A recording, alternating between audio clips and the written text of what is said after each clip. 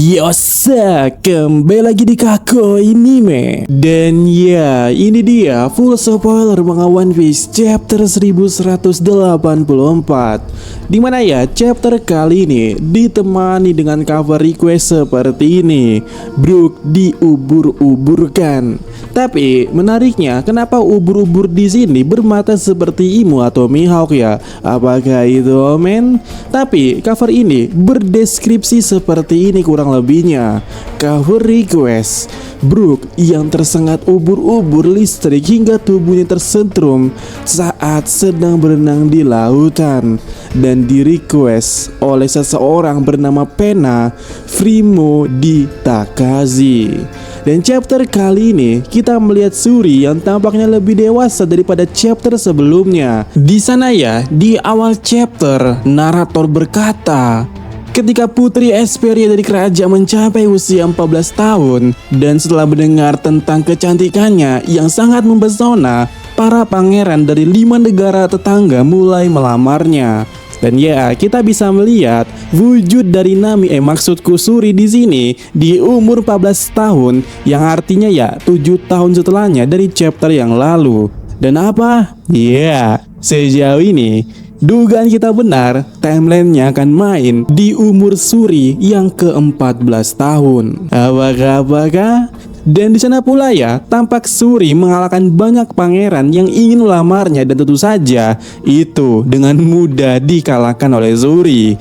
Lalu dengan teriakan yang memukau, Shuri berkata di sana kepada para pangeran-pangeran itu, "Dasar lemah, aku benar-benar tidak tertarik dengan mereka yang lemah atau pada pria yang tidak pandai bermusik." Dan ya, ini dia tampang daripada pangeran-pangeran itu yang ditolak oleh Shuri secara mentah-mentah. Sementara di halaman lainnya kita melihat bagaimana Shuri dan Brook lagi-lagi seperti biasa bergandeng tangan. Lalu ya, Brook berkata kepada Shuri, "Aku mendengar Putri Shuri mengalahkan banyak pangeran." Dan Shuri langsung bertanya kepada Brook ya, "Benar kan Brook, kau suka wanita yang sangat kuat? Aku akan jadi lebih kuat dan kau juga akan jadi lebih lucu.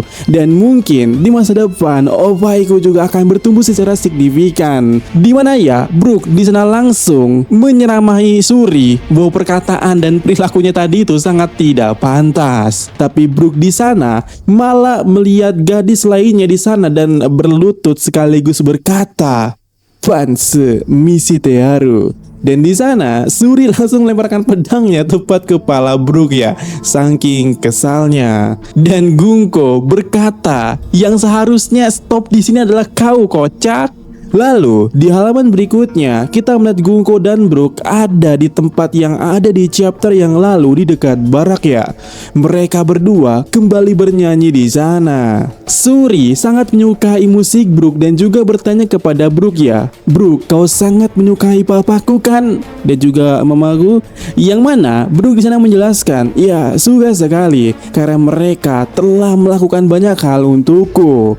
Jika aku tidak bertemu dengannya, mungkin saat ini aku hanya tulang belulang." Dan kemudian kita melihat Brook di usia 11 tahunnya, waktu dimana Brook hidup sangat miskin. Dia hanya melihat dari luar ruangan di kelas seni yang sedang memainkan alat musik dengan baju rapi. Dan ternyata kita mengetahui kalau Brook sebenarnya cuma ngintip dari luar pagar. Dan aksinya yang diketahui oleh satpam rumah tersebut langsung mengubur Brook seperti seorang maling dengan penuh emosi. Dan juga berkata kalau Brook ini ya membuat takut murid-murid di sana, serta kita lihat warga di sana pula bilang kalau Brook ini adalah aib negara. Sementara di panel lainnya kita melihat Brook dengan gembira memainkan biola di tumpukan sampah. Brook menyanyi pula di sana, yang nyanyiannya itu seperti sedang curhat, di mana Brook bernyanyi seperti ini, "Suatu hari nanti aku akan memainkan musik sejati. Ayah, ibu, dan saudara laki-lakiku kelaparan dan menggigit apa saja. Aku bertanya-tanya mengapa aku masih hidup. Aku makan katak dengan lahap untuk tetap kuat. Semoga raja diganti. Semua ini salah raja." Lalu ya, di panel berikutnya kita melihat Ryuven di sana yang kaget dengan lirik itu saat mendengarnya, lalu menghampiri Brook, dan Ryuven yang melihat Brook memainkan alat musik yang terbuat dari sampah bertanya apa itu, dan Brook dengan bangga bilang di sana ini adalah violin, dan bilang juga ya kalau dirinya yang membuatnya sendiri dari botol dan sampah-sampah di sekitar. Lalu Brook kembali berkata satu hal, bukankah ini menghasilkan suara yang indah paman? Lalu Brook ya bertanya kepada Ryuven yang saat itu dia adalah pangeran. Oi paman, aku pernah melihatmu datang ke sini sebelumnya juga. Apakah Anda penggemar melodiku? Di mana dipanggil paman, Ryuven agak tersinggung dan bilang umurku masih 21 tahun kocak. Dan Brook meresponnya, tapi wajahmu membuatmu terlihat seperti orang tua dan telah mengalami banyak kesulitan dalam hidupmu. Dan mereka tertawa bersama kemudiannya sampai Brook mulai bilang, apakah aku bisa memanggilmu Aniki? Dan keduanya di panel berikutnya duduk bersama di depan sebuah tungku yang sedang memasak sesuatu. Yap, itu untuk merayakan pertemanan mereka dihadirkan jamuan spesial ini. Brook meyakinkan kalau ini enak karena ini katak. Dan Ryuven yang melihatnya sempat bengong dan membandingkan dengan kehidupannya waktu kecil yang sangat dipenuhi atau disuguhi makanan-makanan mewah. Dan saat Ryuven mencoba makan katak itu, tentu saja Ryuven kaget dengan rasanya dan tersedak di sana. Lalu ya, hari demi hari Ryuven terus datang ke sana sambil membawa semacam sake dan juga alat pancing, dan terlihat mereka memancing gurita dan semacamnya. Sampai suatu hari kemudian di pelabuhan ada kapal marine di sana. Di mana ya mereka sedang mengangkut banyak instrumen musik di sana, tapi kita bisa melihat juga Brook terlihat terikat di kursi pula yang kondisinya bisa dibilang sudah dipukul ya, ataupun semacamnya ya. Dan di saat yang sama akan tetapi Brook bilang di sini kalau ini salah paham. Sementara Merin yang ada di sana mencurigai Brook sebagai pengedar bubuk penyeludupan. Dan saat diperiksa hanya ditemukan bubuk kari pada Brook ya. Tetapi di saat yang sama di panel sebelumnya kita juga bisa melihat kalau salah satu Merin itu telah dilihat oleh Brook ini, entah sebagai apa. Apakah Merin ini ada konspirasi juga yang diketahui oleh Brook? Dan di sini Merin itu menjadikan Brook kambing hitam, tidak ada yang tahu. Dan menariknya, di sana Brook mulai berkata yang mungkin kurang lebih maknanya sama seperti ini ya. Orang kaya mati, orang miskin mati, raja-raja mati, dan budak-budak mati. Mereka semua mati dan hanya menyisakan tulang. Lalu di saat itu Ryuven datang dan sangat marah di sana. Candle sempat bilang biarkan dia saja yang mengatasi ya,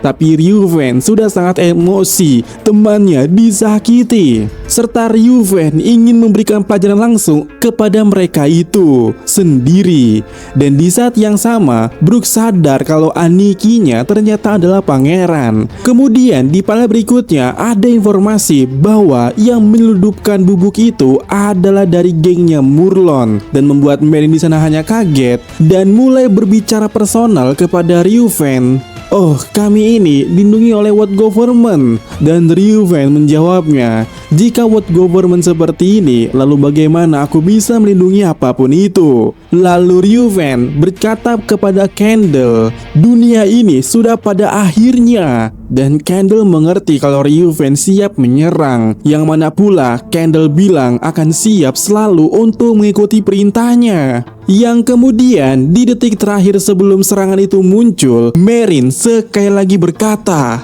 oh, kami ini dari Navy, dari Marine. Tapi dengan cepatnya Ryuven dan Candle membantai Merin di sana sambil Ryuven bilang, Bacot. Dan sementara itu ya, Brook di sana malah terpesona dengan Kendall yang berkata, "Oh, betapa cantiknya wanita itu." Nah, di halaman berikutnya tampak Brook saat ini dibawa dan dirawat di istana. Dan kelihatannya di sana Reuven dan Kendall sangat cemas dengan kondisi Brook. Tapi menariknya di sini adalah panel di bagian Kendall ini kita bisa melihat sound effect yang sama bentukannya seperti saat Mihawk muncul ya. Apakah ada konspirasi menarik di sini? Dan bagaimana menurut kalian? Nah, di panel itu kita sudah bisa melihat Brook sudah sadar dan mengkonfirmasi kembali kepada Reuven. Jadi dia adalah seorang pangeran. Tapi di sana entah kenapa Reuven panik dan berbisik kepada Brook, "Oi, jangan katakan kepada siapapun kalau kau telah mencuri bubuk kari." Kemudian ya, di halaman berikutnya, Kendall sepertinya sudah tahu kalau selama ini Reuven banyak menghabiskan waktu bersama Brook ya, sampai mulai di sana memegang wajah Brook dan berkata kepadanya. Gak disangka ternyata Reuven malah bersenang-senang atau main dengan teman yang selimut ini selama ini. Tentu saja hal itu yang membuat Brook salting maksimal. Lalu di halaman berikutnya, kita atau Brook saat itu seperti sedang tertidur, tapi di sana Brook mendengar Reuven berkata atau membuat ambisi untuk Brook, di mana Reuven berkata seperti ini kurang lebihnya, "Sekolahkan dia atau biarkan dia pergi ke sekolah, dia akan jadi bintang di negara ini." Yang mana ya, Brook yang mendengar itu, ambisi dari Reuven itu membuat Brook menangis dan memutuskan akan setia kepadanya hidup dan mati. Dan iya, chapter sampai di sini.